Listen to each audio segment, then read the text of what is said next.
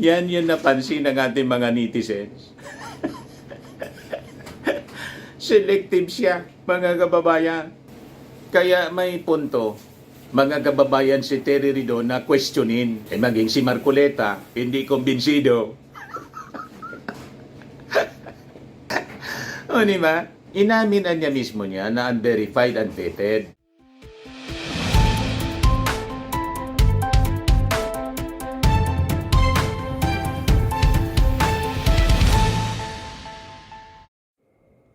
Hello po mga kababayan, si Dante Maravillas. Ano anya, Mr. Maravillas, yung masasabi mo doon sa nirelease na Cabral Files ni DDS Congressman Leandro Leviste? Sinupalpat po niya, no? Bicol Saro Party List Representative Terry Ridon. Ayan, Ridon calls out Leviste over release of documents. Ayaw kasing tumigil sa kakadaldal ni Leandro Leviste. So ito yung ginawa niya. Transparency at katiwalaan. Cabral Files inilabas na ni Kong Leandro Ligarda Leviste.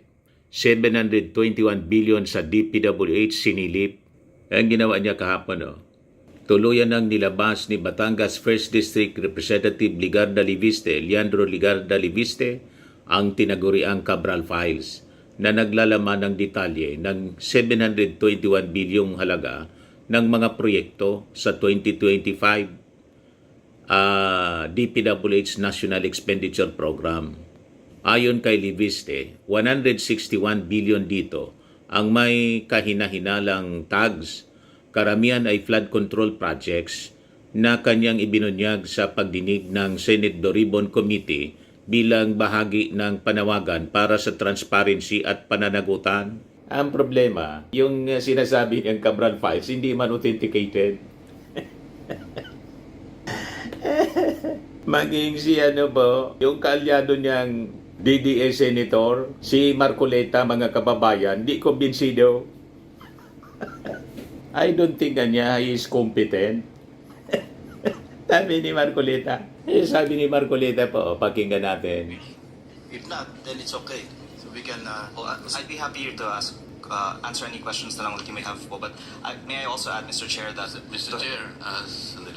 Chair, if the good congressman will be the one to identify or talk about the contents of the files, I don't think he is competent because he is not part of the PWH. He is not even a staff of the PWH. He has nothing to do with the preparation of the entries, the consolidation of the reports.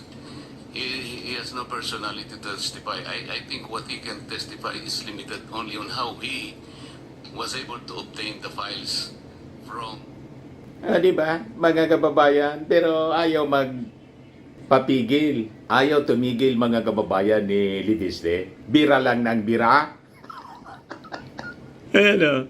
Ibinahagi ni Leviste ang 213 bilyong DPWH projects na pinunduhan sa ilalim ng unprogrammed appropriations noong 2023 at 2024 na anyay pinili ng ahensya at hindi ng Kongreso. Binanggit niya ang mataas na konsentrasyon ng mga kontrata sa ilang kontraktor bilang posibleng indikasyon ng problema sa sistema ng bidding. Isang isyong ayon sa kanya, kailangang matugunan upang maprotektahan ang pondo ng taong bayan. Ayan ba? Transparency at katiwalian. So lumalabas, mga kababayan, sa kanyang mga presentation, lahat na lang na nakalista may anomalya. Wala man pong ganon. Halimbawa, yun doon sa amin. Nilabas niyang lista, mga kababayan. Yun na yung perception ng mga tao ngayon. As if lahat ng mga nasa lista na nilalabas ni Leviste may anomalya. Ito yung nilabas niya 2 days ago, mga kababayan. Listahan ng mga approved projects sa Albay 1st District. Ang total niya 1.7 billion. Yan First District ng Albay, distrito, mga kababayan nito ni Liberal Party Congresswoman Crisy Lagman. anak ng dating congressman yung namatay yung tatay niya kasi. Siya na yung pumalit. Si Chrissy Lagman. So ibig bang sabihin itong mga nakalista na projects mga kababayan sa 1st District punong-puno ng anomalya? Malamang mga kababayan pumalag dito si Crisel mismo na member ng Partido Liberal. Kasi yun ang magiging perception ng ating mga mamamayan as if lahat na ng nilalabas na lista ni Libiste may anomalya. Ilista pa lang ito ng mga approved projects. Karamihan dito hindi pa man po ini-implement. So kung hindi pa ini-implement, paano na nangyari na may corruption agad? Di ba? May investigasyon ba na ginawa si Libiste mga kababayan on the ground para sabihin na ang mga projects na to doon sa amin punong-puno ng anomalya? Yun ang lumalabas mga kababayan. Kaya tama na pinuna mga kababayan sinupalpal ni Bicol Saro Congressman Party List Congressman Terry Ridon. Ayan na, Ridon calls out Libiste over release of documents. So sabi po ni Ridon, may rason niya, the government has not done a piece-by-piece release of documents previously handled by late Public Works Undersecretary Maria Catalina Cabral. The government niya is placing importance on authenticating the so-called Cabral files before them as a whole set of documents. Sabi po ni Ridon, the reason why the government did not resort to releasing unauthenticated and partial files like what Representative Leandro Libiste did is that it is important to have complete and authenticated files in its actual job to hold those involved in the flood controls scam accountable. It is up to the public to decide if they accept the documents released by Representative Libiste as true, sabi po ni Party List Representative Terry Ridon. So may punto po mga kababayan, isang abogado itong si Terry Ridon. Tama yung kanyang pananaw. Kasi nga po, maging si Marcoleta, nakaalyado niya, isang Duterte Senator, siya Duterte Congressman. Hindi kumbinsido sa ginagawa ni Libiste. I don't think kanya kompetensya. Hindi naman siya niya parte ng DPWH na naganda ng mga documents na yan. O diba? Kaya kaduda-duda po yung intensyon ni Libiste. Ano niya, Mr. Maravillas, yung reading mo. Yun na nga po. Gusto niya magpabida at possibly mga kababayan para ma-divert ang atensyon ng mga tao doon sa kanyang kinasasangkutan din na problema. Yung ghost solar. Yung finansya mga kababayan ng Department of Energy dahil hindi niya nagawa yung kanyang commitment base sa kanyang franchise. At ito pa yung balita ngayon, no? Sabi dito sa report ng Abante, nakalkal sa audit ng SGB, Leandro Libiste nilako 7 ghost solar projects. Nakita ninyo? Kung may ghost flood control projects, may ghost solar pala, nilako daw. Sabi dito sa kwento ng Abante News online. So dinadivert yung atensyon doon sa kanyang ginasasangkutan na controversy. Labas siya ng labas mga kababayan ng kung ano-anong mga aligasyon tungkol dito sa sinasabi niyang Cabral files na hindi man nga po authenticated. Ayan tuloy, lumabas din yung mga alleged ghost solar project na kanyang kinasangkutan. O diba? But anyway, ibalik muna natin dito sa pagsupalpal sa kanya ni Terry Ridon before nating pag-usapan itong sinasabing inilako na solar, ghost solar projects ni Libiste. Yung sabi po ni Terry Ridon, one example niya of the irresponsible release of documents was Representative Libiste's admission that the list of projects supposedly under CWS Representative Edwin Garjula are unvetted, unverified documents from DPWH where there was a line item about a 2024 MAIP amounting to 30 million pesos. Kita ninyo? Inamin niya, unverified. Unverified pala, unvetted. Bakit labas siya ng labas ng kwento? O di ba? Nakakagulo po sa investigasyon ng ating gobyerno. Parang purposely, ginugulo niya talaga yung investigasyon. Lalo ang ginagawa niya, nire-release niyang mga documents 2022 onwards. Yung previous administration, mga kinasangkutan ng mga politikong kalyado niya sa previous administration, mga kababayan, hindi man niya po nire-release. O di ba? Pati yung mga lista ng mga contractors, top contractors niya. Wala doon yung sa lista, yung CLTG Builders ng tatay ni Bongo. Wala din sa lista, mga kababayan, yung kay Diskaya.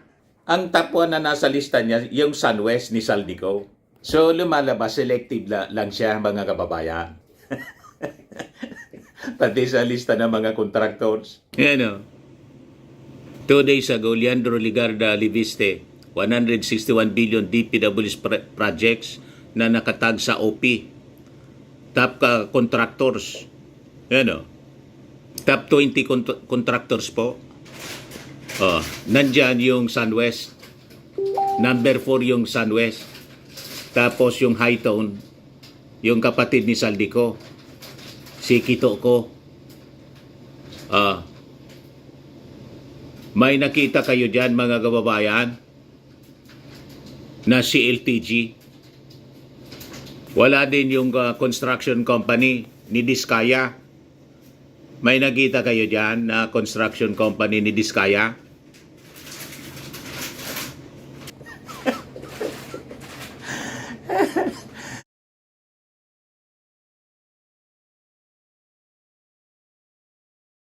Yan yung napansin ng ating mga netizens.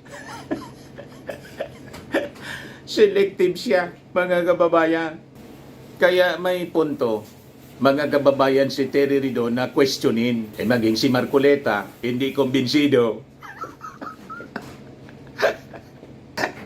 O diba? Inamin niya mismo niya na unverified, unvetted. Ridon was referring to Leviste's claims that during a press briefing on Wednesday, wherein the Batangas Solon said that he received a document from a whistleblower, a low-ranked staffer from DPWH whom he does not know about Gargiula's alleged projects from 2023 to 2025. So nakita ninyo, yung 2022 onwards lang, walang 2016, panahon ni Digong.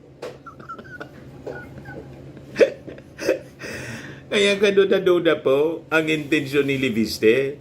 So Leviste said that the document was entitled List of Edwin Gargiula's DPWH projects. The first part of which showed a summary of supposed projects said to be worth 22 billion, and then a more detailed breakdown. Part of the summary, however, was a 30 billion entry named 2024 MAIP, referring to the medical assistance to indigent patients, a program that should be lodged with the Department of Health. Hindi man po sa DPWH project, sa DOH na kasama. You see? So, unverified, unvetted po by his own admission. MAIP is the program availed by patients who have no choice but to be admitted to private hospitals due to high capacity in government facilities, yet also find it difficult to pay hospital bills. Through the MAIP, beneficiaries get guarantee letters which are used like promissory notes for incurred expenses. So Leviste himself admitted that he has not verified the documents with DPWH but believes that it is credible because it matches their data regarding several projects supposedly under Gargiula. But Ridon stressed that Leviste should have been or noted that there is no MAIP program under DPWH before he released the documents. So, nakita ninyo, mali-mali ang data na kanyang nire-release. So, nangyayari tuloy ang perception ng tao na bubuo sa isipan ng mga tao. Lahat na lang ng mga nire-release niya na mga data, documents, anomalous, kahit hindi man po kasama. Nakasama yung dapat hindi. MAIP, Sa Department of Health yun po, mga kababayan. Sinama niya. So paano natin paniniwalaan yung mga revelasyon niya? Nire-release niya yung mga documents. Mali-mali yung data. Sabi ni Terry Ridon, the DPWH niya does not have any program named MAIP. People know that MAIP is under the DOH. What they call as the medical assistance for indigent patients. That's why if this is the MAIP program of the DOH, why would it be placed in an official document ng DPWH, although this is unvetted at unverified? Liveste should have seen this immediately, sabi po niya, before laying it before the public and mentioning it during press conference at media interviews. Left and right, mga kababayan, yung pa-interview ni Liveste, lalo na po sa ABS-CBN na partly owner pala siya. Kaya pag pumunta sa ABS-CBN, mga kababayan, si Liviste, yung mga reporters at anchors ng ABS-CBN nanginginig pa sa pag-interview sa kanya. Buwelo na magsalita kasi may-ari pala.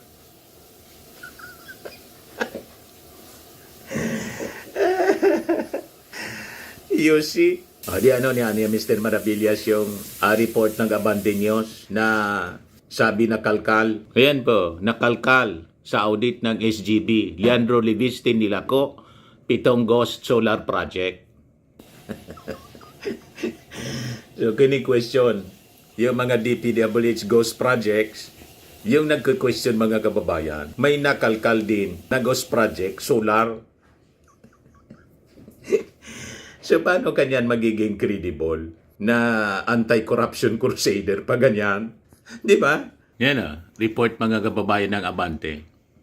Nakalkal sa isinagawang audit ang mga ghost solar projects ni Batangas Representative Leandro Ligarda Liviste matapos nitong isara ang Solar para sa Bayan Corporation or SPBC noong 2022. Halos 3 taon makalipas makakuha ito ng congressional franchise para makapagatid ng elektrisidad sa mga off-grid communities. So base sa report ng Abante News online sa dokumentong nakalap ng Bilyonaryo.com, sister site ng Politico.com PH, lumalabas na ang mga proyekto ng SPBC sa Mindoro, Palawan, Masbate, Batangas, Quezon, Aurora, Cagayan, Isabela, Panay, Negros, Misamis at Davao ay natingga dahil tumanggi ang mga local government unit na akuin ang operasyon ng mga solar project.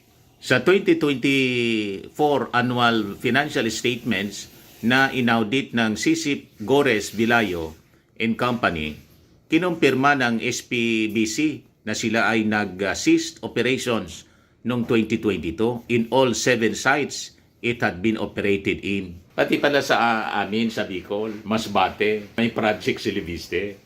Sa filing ng kumpanya, nabisto rito ang bigong tangka na idispatsa ang kanilang mga assets. Noong Pebrero 3, 2022, tinangka ng kumpanya na i-donate ang 7 sites sa mga host LGU, pero ni isa ay walang tumanggap. Kaya sabi nila ko,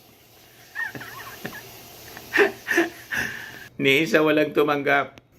Sa donations did na the donations did not materialize and the sites have remained non-operational since then, ayon sa auditor. Kaya nakatiwangwang, stranded at abandonado ang proyekto. Kaya kung may ghost flood control projects o mga substandard o unfinished tapos abandon, mayroon din sa solar. Kita nyo na, mga kababayan, sumingaw tuloy sa daldal ni Leandro Liviste.